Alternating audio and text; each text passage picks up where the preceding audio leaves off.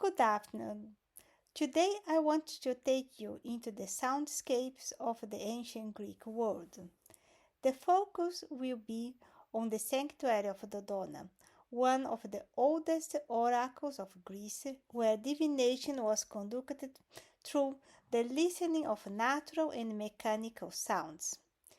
By studying Dodona, we can understand how religion, ecology, and acoustics interact in the ways that shape the ritual practice and cultural imagination. When we think about Greek sanctuaries, we often picture stone temples, processions, and inscriptions. Yet, sanctuaries were also sound worlds. They were filled with the music of rituals, the cries of animals, and the constant background of wind, water, and birds. These sounds were not only background sounds, they mark and they were part of the soundscapes of the sanctuaries. Today, scholars are paying more attention on the so-called sound marks, which are distinctive sounds that identify or characterize a place. Repeated ritual associations endowed these natural sounds with symbolic meaning, evoking specific thoughts or emotions beyond their original context. These were meaningful, shaping how the divine was perceived and experienced.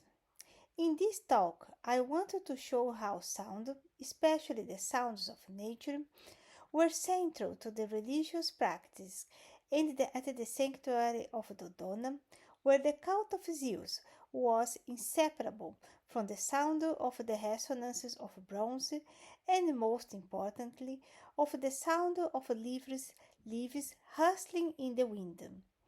This natural sound was not only a sound mark at the sanctuary of Zeus, but was interpreted as the voice of Zeus himself. Let's start with some preliminary information about Dodona. Dodona in Epirus was one of the most ancient oracles of Greece, mentioned already in Homer. It was dedicated to Zeus and his consort Dione, and its cultic character differed from more monumental sanctuaries like Delphi. Dodona was set in a valley surrounded by mountains, a place of constant wind and changing weather. The environment itself was part of the sacred experience.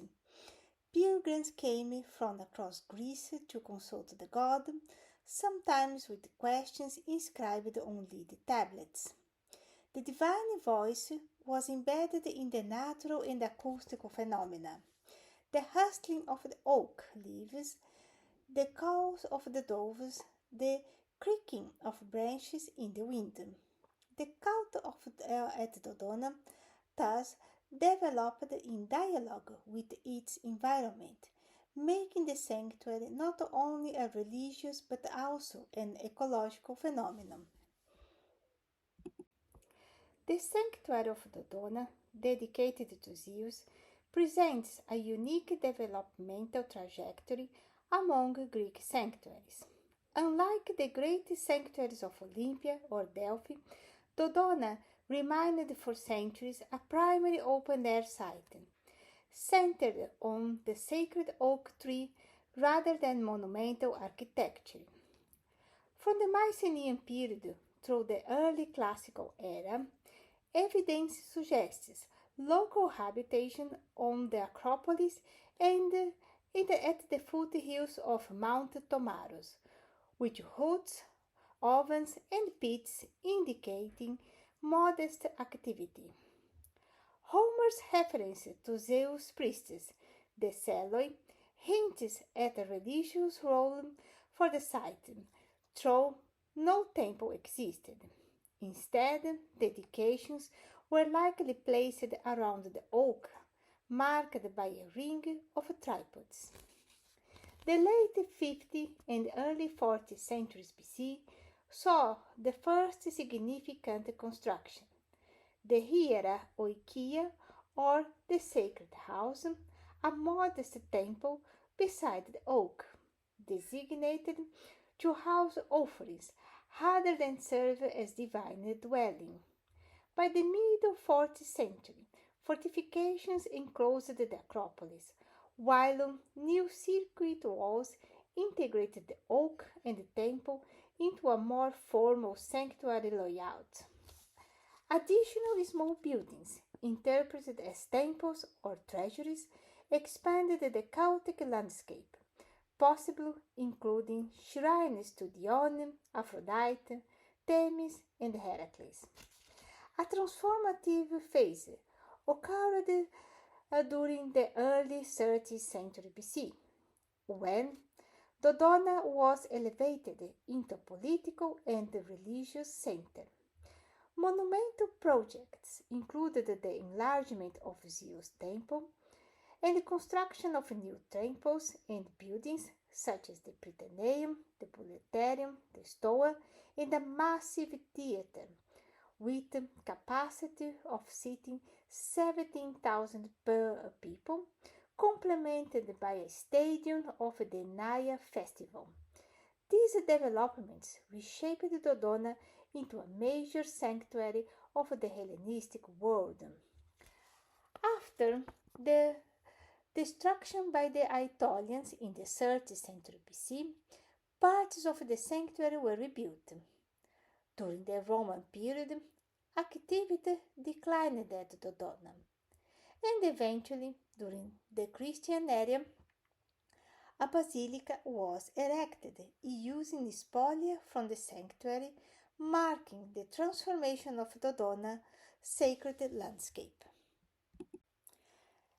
At the heart of Dodona was the sacred oak, the Phagus, regarded as the dwelling place of Zeus. Unlike temples of stone, here the center of worship was a living tree, deeply rooted in the soil and constantly in motion. The rustling of its leaves in the wind was not the background noise, but divine speech. Priests and priestesses, known as the Seloi, listened attentively to these sounds and interpreted them for supplicants. In this way, the very interaction of wind and leaves became the medium of prophecy. The doves that perched on the oak added another layer of sound. Their soft cooing, too, was treated as a vehicle of divine messages. The sanctuary thus emphasized listening over seeing. Pilgrims came not to gaze upon statues or monuments, but to hear the God's will through the voices of nature. At Dodona, the sacred oak was central not only as a symbol of Zeus, but also as the focal point of the aniconic or open-air cult. Unlike urban temples, the cult at Dodona emphasized a close relationship with nature. Worshippers gathered in the open, surrounded by forests, pastures, and hills, where natural elements were integral to the religious experience. The wind passing through the oak or in the branches became an active participant in the ritual, producing a continuous murmur that was interpreted as the voice of Zeus himself. This interplay of natural sound and the divine presence was a defining feature of the sanctuary's aniconic worship. The wind and rustling leaves serve multiple functions. First, they act as purifying forces, cleaning both the sanctuary and the participants. Second, the sounds produced by the oak create an accessible aural marker of the sacred space. Worshippers who could not approach the central precinct could still experience the divine through these natural acoustic signals. The continuous rustling of the sacred tree, combined with other sounds in the sanctuary, produced a layered soundscape that amplified the spiritual atmosphere. The iconic cult of Zeus at Dodona demonstrates a theology of sound where nature itself communicated the god's presence. Rather than relying solely on constructed temples or human-generated music, the sanctuary incorporated the environment, wind, trees, birds, and water into its rituals. By listening to the oak and the movement of the wind, participants were engaged in an immersive sensory and communal religious experience, highlighting the importance of open-air sanctuary in fostering a direct, natural, and continuous encounter with the divine. Another striking sonic feature of Dodona was the installation of bronze tripods with cauldrons around the oak. When struck, these cauldrons resonate for long periods, producing a chain of metallic voices that echoed like an worldly chorus. Later sources describe a bronze boy holding a whip whose tongues struck the cauldrons to produce continuous sound. This artificial soundscape intervened with the natural one.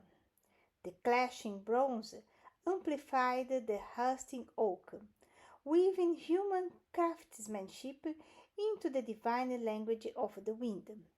For the worshippers, the fusion of natural and mechanical sound was not accidental. It was Zeus speaking through different kinds of vibrations. The cultic use of these cauldrons suggests that sound itself was a ritual act, purification, protection, and the revelation, all achieved through resonance.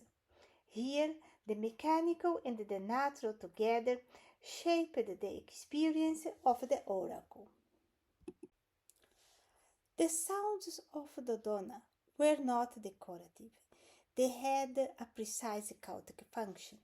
The wind moved through the oak leaves purified the space, much as cleansing of bronze was through to drive away evil spirits. The voices of the tree, the doves, and the cauldrons sacralized the sanctuary, reminding visitors that they were in a place where the divine and the natural forces met.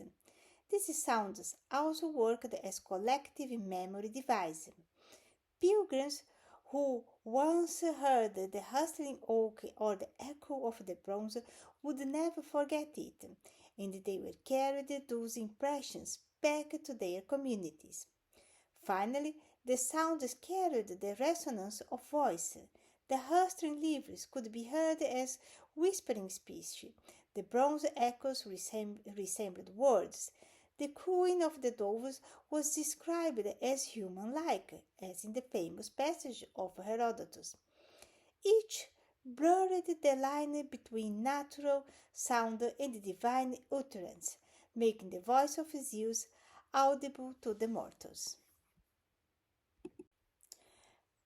Studies in the psychology of acoustics highlight how the brain projects meaning onto repetitive or monotonous sounds, often interpreted then as voices or even language. This phenomenon, comparable to seeing shapes in clouds, sheds light on the religious experience at Dodona. The continuous resonance of cauldrons with the sanctuary likely produce voices-like sounds, reinforce its mythical atmosphere, and enhance its metaphysical significance. Such auditory experiences were integral to the cult of Zeus at Dodona, where sounds resembling human speech held symbolic weight.